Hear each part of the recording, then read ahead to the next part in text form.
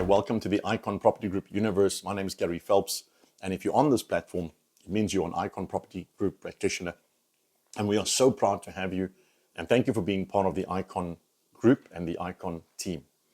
At Icon Property Group, we aim to build you up with knowledge and experience and to leave you in a better state than when you first arrived at the brand.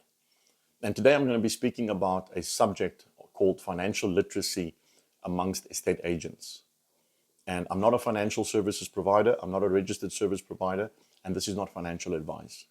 I'm merely taking more than 2 decades of experience, personal experiences, losses and gains and profits, and I'm going to share with you some basic insights that will hopefully add value to your life so that you are able to fast track the growth of your business and putting yourself and your family and your loved ones in a better place.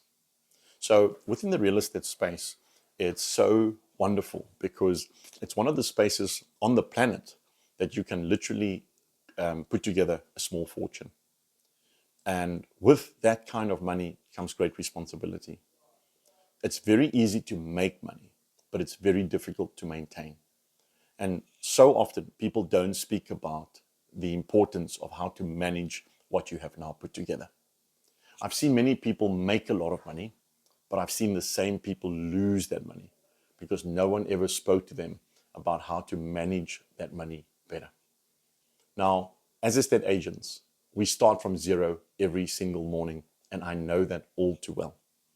I also know what it takes to make it in this business, and I also know what it feels like not to have money, not to make money, and not to let money come in when you thought it was going to come in.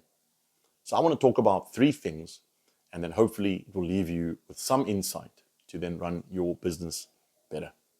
The first thing I want to talk about is creating a budget on which you can comfortably live, whatever that comfortable living is for you at the time of this video. For some people, it's 10,000 Rand a month. For the next person, it's 50,000 Rand a month. And for some people, it's 200 or 300 or perhaps 500,000 Rand per month. Whatever your threshold is, that's your standard of living.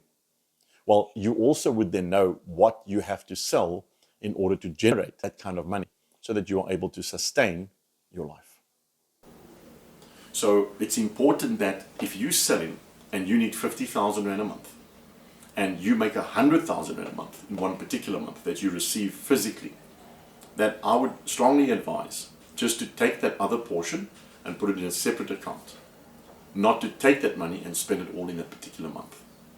I think discipline is so important. Secondly, the tax rebates that we get. Once again, I'm not a tax consultant and I'm not an accountant.